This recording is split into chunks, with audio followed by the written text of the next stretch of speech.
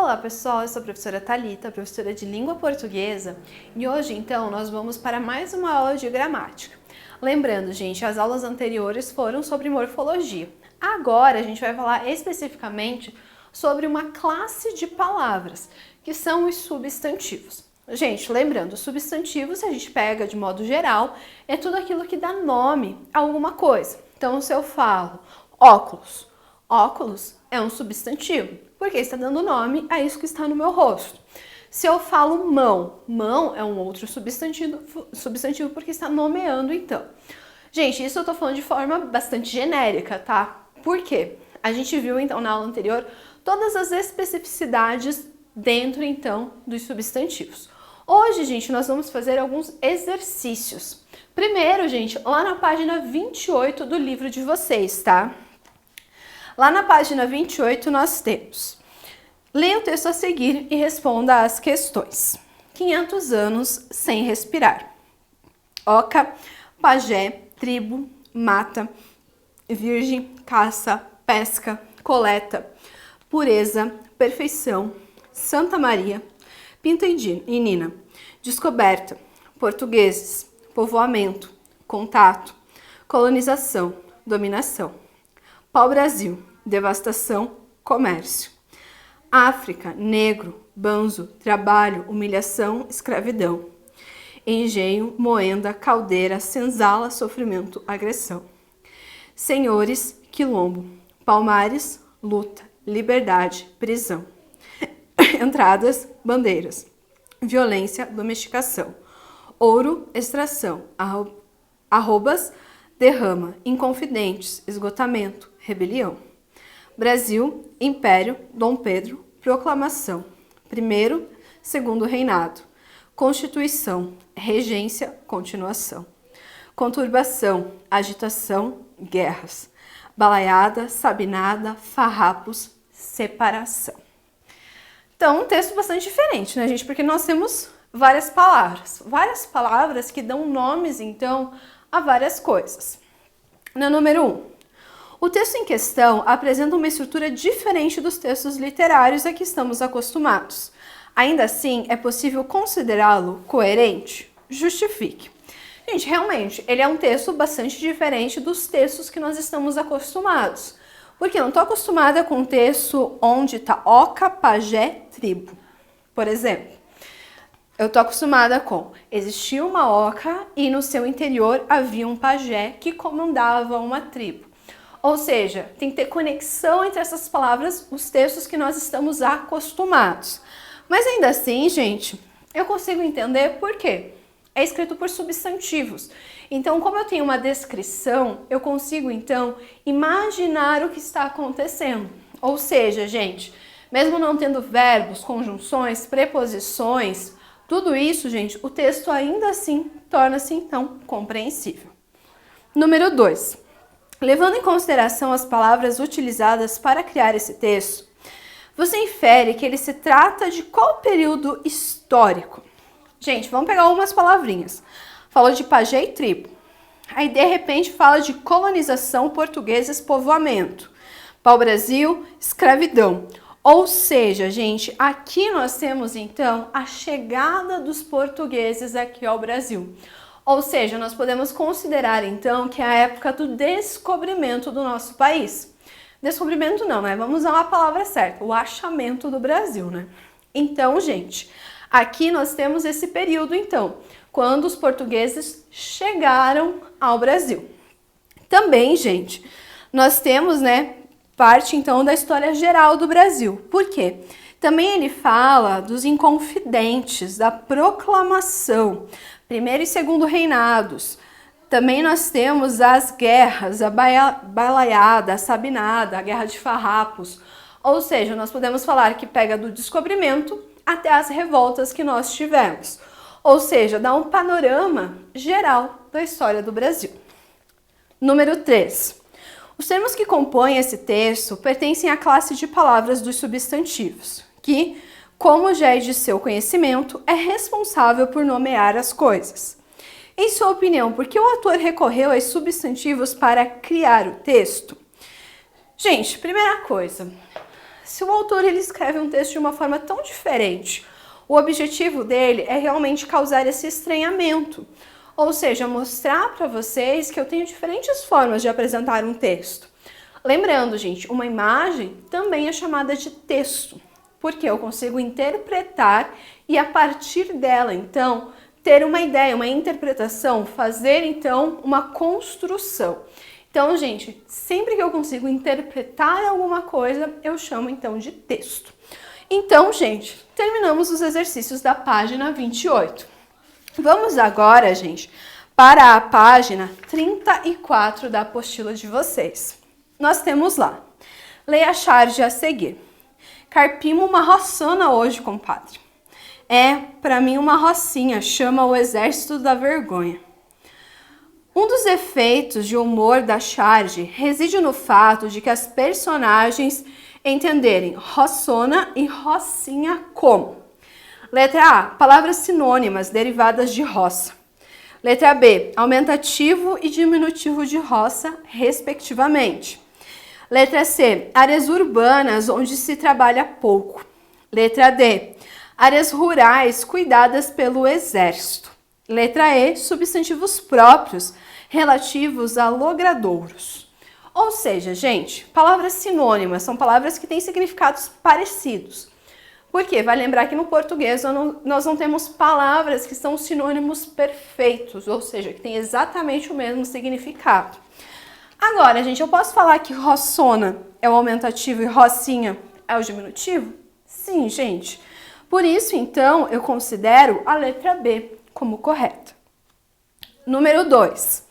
Os substantivos lajedo, vozeiro, caixote, nódulo estão respectivamente nos graus.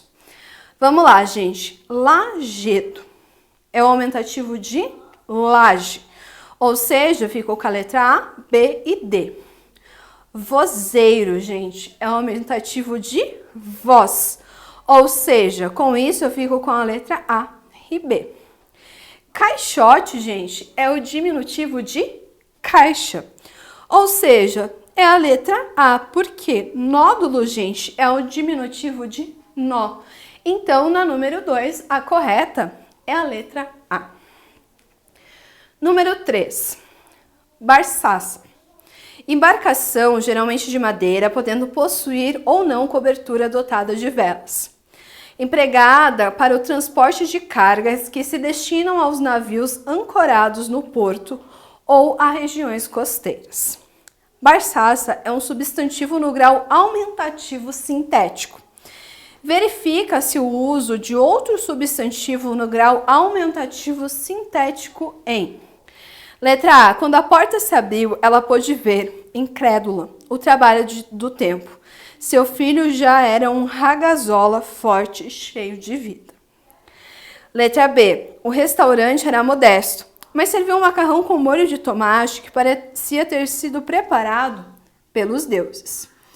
Letra C, de repente escorregou e seu pé foi parar exatamente sobre os cacos de vidros. Na mesma hora, um filete de sangue começou a colorir a areia. Letra D. Depois de comer, acomodou o corpazinho na rede pendurada na varanda. Estava exausto, precisava dormir.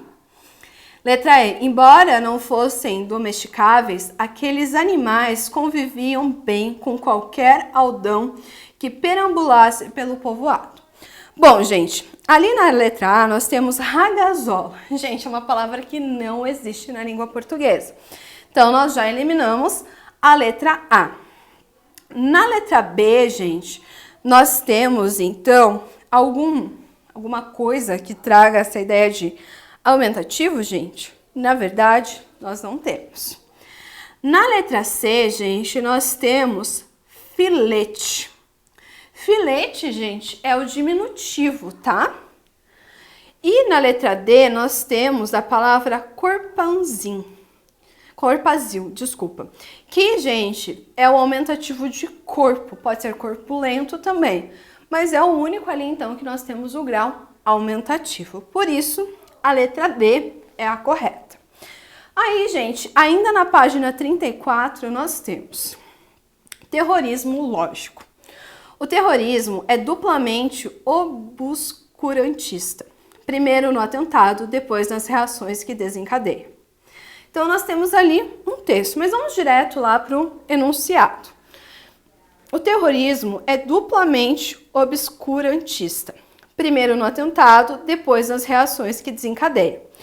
O subtítulo do texto sugere uma explicação para o título. Essa explicação é melhor compreendida pela associação entre tiros e opiniões, armas e negociação, C, convicções e mentiras, ou D, crenças e esclarecimentos.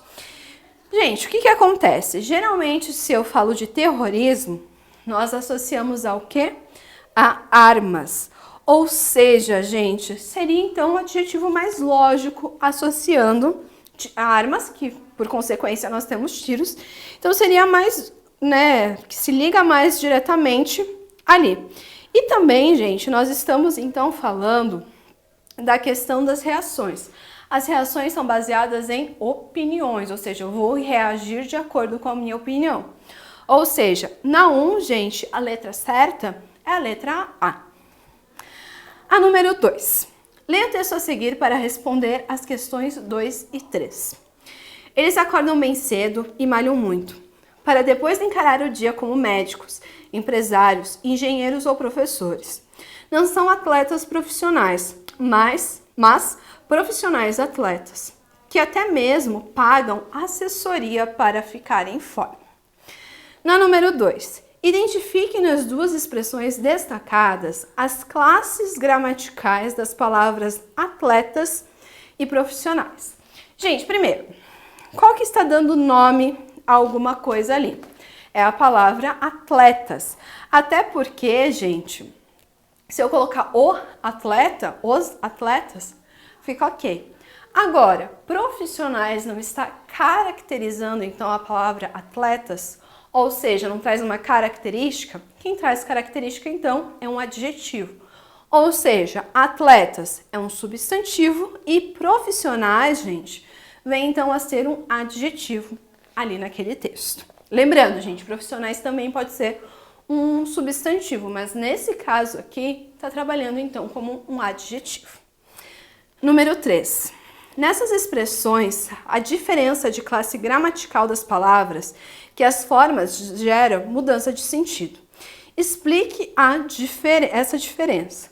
Ou seja, gente, as expressões da diferença de classe gramatical vão alterar. Então, se eu trocar a classe de palavra, troca o sentido ali. Então, gente, se eu coloco atletas profissionais, são pessoas que praticam esporte profissionalmente, ou seja, que se dedicam a isso.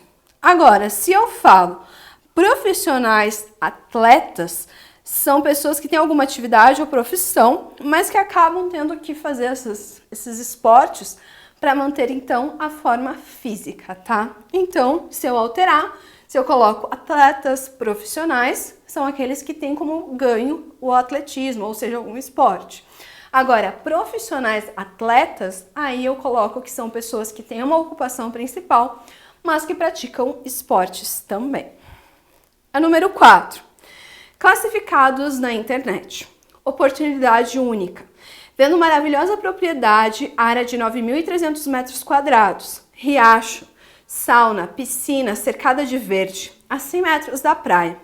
Casarão em estilo colonial, salão, saleta, sala de jantar, 6 quartos, 2 suítes, 2 banheiros, lavabo, imensa cozinha planejada, varandão, casa de caseiro, 3 vagas na garagem, pomar com grande quantidade de árvores frutíferas. Ligue agora. Neste anúncio são utilizados vários substantivos. Considerado o grau desses substantivos no anúncio A. Vamos ver quantos no aumentativo. Gente, primeira coisa, nós temos a questão de aumentativo sintético e analítico. Analítico é quando eu tenho duas palavras. Então, por exemplo, quando eu pego a palavra casarão. Casarão, gente, está no aumentativo, certo? Mas como é apenas uma palavra, é aumentativo sintético. Na sequência, gente, eu tenho salão. Salão, gente, também tá no aumentativo. Porque é uma sala grande, tá? Então, salão de festas é porque é uma sala grande. Depois, nós temos imensa cozinha.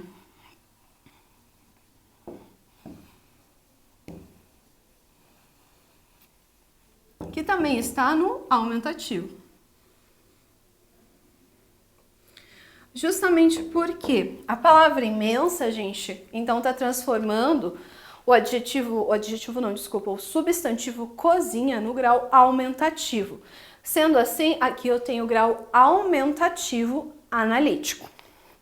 Depois nós temos varandão, que é o aumentativo de varanda. Então, por enquanto, 4 palavras no aumentativo. E depois, nós temos grande quantidade.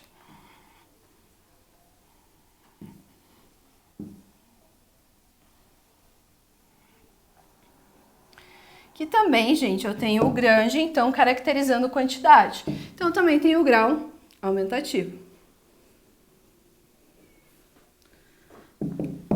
Aí, gente, eu tenho no diminutivo a palavra riacho, que é o diminutivo de rio, né? E também nós temos a palavra saleta.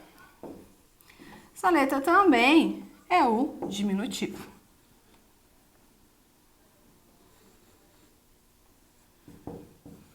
Ou seja, tem 1, 2, 3, 4, 5 palavras no aumentativo, 1, 2 no diminutivo. Ou seja, a certa é a letra B.